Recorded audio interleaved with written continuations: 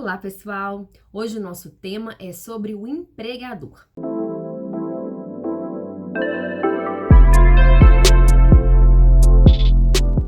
O conceito de empregador está lá na CLT, no artigo 2º, que diz assim: considera-se empregador a empresa individual ou coletiva que, assumindo os riscos da atividade econômica, admite, assalaria e dirige a prestação pessoal do serviço. Então, aqui, as características do empregador estão estabelecidas no artigo 2º. Então, é quem vai dirigir, né? Então, portanto, o empregado é subordinado a ele, porque quem tem as rédeas, quem determina as regras é o empregador.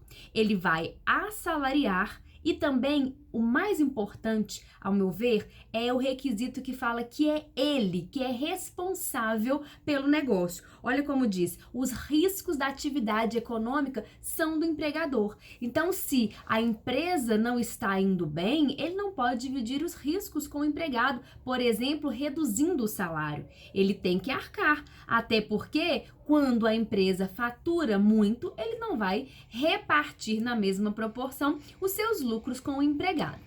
Mas o que eu gostaria de pontuar na aula de hoje é sobre os poderes do empregador, chamados de poder diretivo do empregador.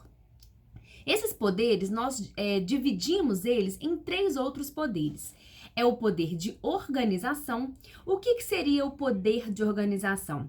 O empregador tem o poder, tem o direito de organizar a prestação de serviços. De que maneira? Ele pode, através desse poder de organização, alterar o horário de trabalho do empregado? Pode. Ele pode dizer que ele não vai trabalhar de 8 a meio-dia, que ele vai trabalhar, por exemplo, de meio-dia às 16? Pode estar dentro do poder de organização do empregador, que ele tem que tomar algumas definições para otimizar o seu negócio, até para obter um pouco mais de lucro. A questão desse exemplo que eu coloquei, do horário, é importante a gente notar só o seguinte: toda alteração pode ser feita desde que não traga nenhum prejuízo ao empregado, como, por exemplo, o empregado trabalha no turno do dia, então ele trabalha no diurno, e o empregador quer mudá-lo para o turno noturno. Nesse caso, o empregador não tem essa faculdade baseada no poder de organização que ele tem, porque neste caso nós temos aí um prejuízo ao empregado, um prejuízo à sua saúde. Então, para ele mudar o empregado do turno do dia para a noite, o empregado deve concordar, porque se ele não concordar, essa alteração ela vai ser considerada nula. Um outro exemplo seria se o empregado presta serviços noturnos e o empregador quer mudá-lo para o turno do dia.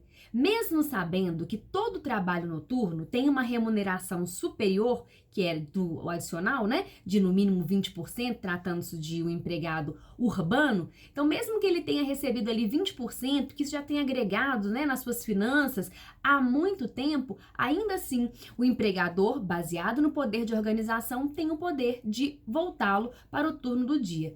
Mas isso é uma controvérsia? Na verdade, não, porque o empregador está beneficiando o empregado. Uma vez que quando nós trabalhamos à noite, o nosso relógio biológico não foi preparado para produzir à noite. O nosso metabolismo cai, então nós precisamos fazer muito mais força para dar conta do trabalho noturno. Então, por isso nos desgasta mais. E quando o empregador retira essa condição de desgaste do empregado, é considerado benéfico.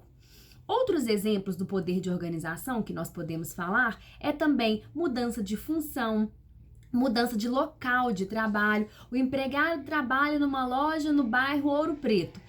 Agora ele vai passar a trabalhar na loja do bairro Centro? Pode sim. E se esse deslocamento for maior? For, por exemplo, de Belo Horizonte para Ibirité, para Justinópolis, para um local mais longe, o empregado pode se opor? A verdade, não. O empregador tem o direito baseado nesse poder diretivo que ele tem. A única coisa que vai ficar ao encargo do empregador é fornecer ao empregado a despesa pelo transporte. Então, se essa despesa vai ser maior, consequentemente, o vale-transporte fornecido também deverá ser proporcional. Quando eu falo de deslocamento, é deslocamento quando o empregado ele não precisa mudar de residência. Porque caso ele precise mudar de residência, aí o empregador não pode impor. É a transferência. quando esse deslocamento do empregado, essa mudança de local de trabalho, implica em mudança de domicílio. Nestes casos, o direito do trabalho entende que a transferência ela tem que estar ajustada no contrato ou então ser implícita à função, como é o caso dos gerentes e cargos de confiança. Ok? Então, essas são as principais informações sobre o poder diretivo ou de organização do empregador.